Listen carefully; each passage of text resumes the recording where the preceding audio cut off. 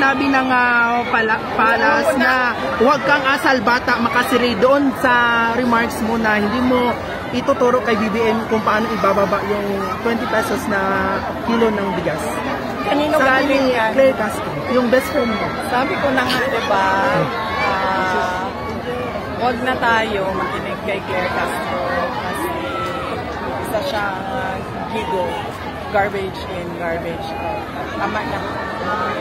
Vice, tanong ko lang sa local, umaasa ba kayo sa MILF may papangalanan sila or endorse sila from PDP Laban? And nagtataka ba kayo kung hindi sila nagsasalita after PRD na dinala sa Hague?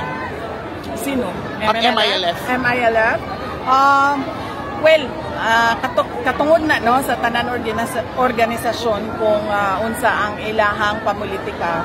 Ang importante lang, nagkasinabot sila sa ilahang, sa sulod sa ilahang organisasyon kung asa padulong ang ilahang mga suporta. Wala ta mamugos, bisan kakinsa.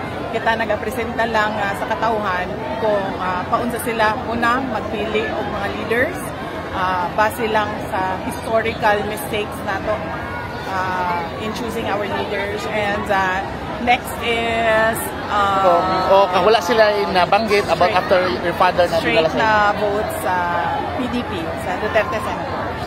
VP, according kay Congressman Adyong Salanao po, urge Vice President Sara Duterte to stop her shame campaign against administration candidate and call on a political leader to restore decency, dignity, and civility in the conduct of electoral campaign. Anong reaction mo dito? Okay, pahiram ko sa mga political kay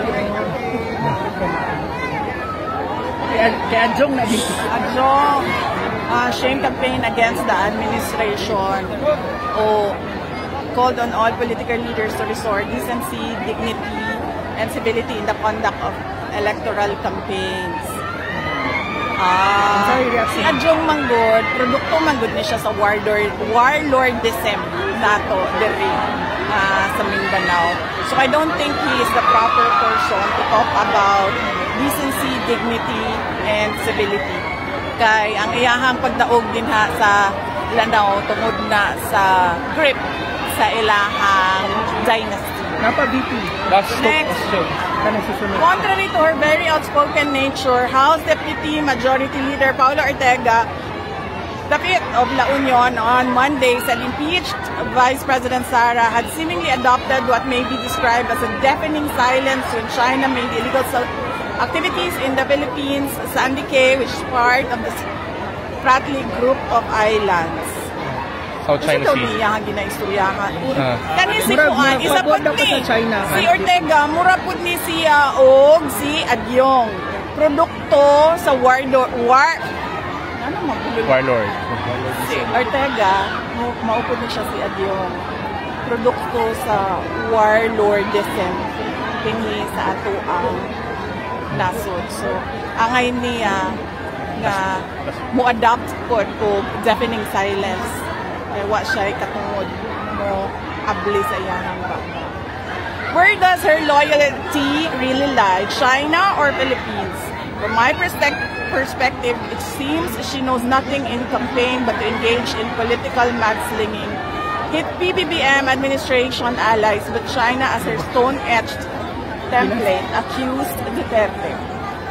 So, kay Ortega, hindi pa obvious nga naako diri sa Pilipinas nagapangampanya para sa mga kandidato para sa ato ang nasod. So, of course, I am pro-Philippines and nothing else. She's been going around hitting almost everybody, but never China. Of course, kung ngano atakihon man ako ang China sa ato ang kampanya diri sa Pilipinas. Nga ang problema nato diri ang kawalan ng pagtutupad ng mga pangako, sama na sa 20 ang bugas. And finally, sa pangalan na niya? Ortega. Kana iyang pangalan. Ayaw, don't change the topic, boy. The topic is promises made and broken again and again. Last two questions. Napa-VP. Katong ka, ninong ka bahapon, repeat lang na mo nga, dapat managot ang Pangulo sa kay Digong pagkidnap. Yes! Dapat! Because number one, dili to mahitabo ang pagkidnap kay President Duterte, diri sa ato ang nasod, kung wala to'y approval sa Presidente. Dili na makalihok tanan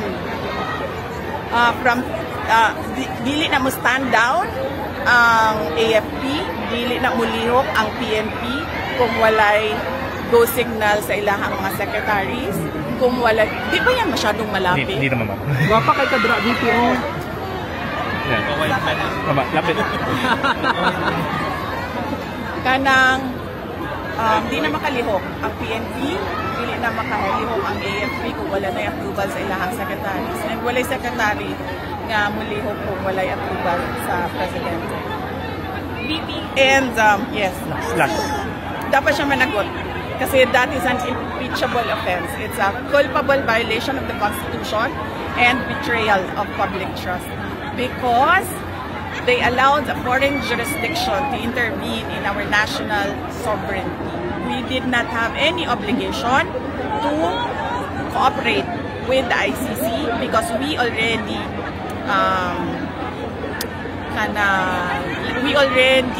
filed our petition to withdraw from the ICC, and walay jurisdiction ang ICC para mabuhat ang investigasyon kay President Rodrigo Duterte o Vicente Quincy. So yes. Last question. Yeah. Nakalimot na po tayo sa Visayas and Mindanao, even in Manila. So ano yung mga common na hinaing na mga mamamayan na i-address ng Duterte and Senator candidates given a chance in the Senate? Yes, ma'am. Ang kanila is kung ano yung nasimulan ni Pangulong Duterte. PRD promised build, the big ticket infrastructure projects. PRD promised peace and order sa ating bayan. And naturally, when there is peace and order, development o kalambuan, kaunlaran ay sumusunod din. Mag-attend po tayo sa iba pang remaining PDP rallies ko with Kitty Duterte. Wala pa ako schedule pagkatapos nito, ma'am. Kasi ito pa lang yung katapusan ng schedule namin mula Visayas, mula Leyte, papuntang North Cotabato. So, mag-schedule pa kami ng aming mga gagawin sa May 7, May 8, May 9, at May 10. Thank you. Thank you.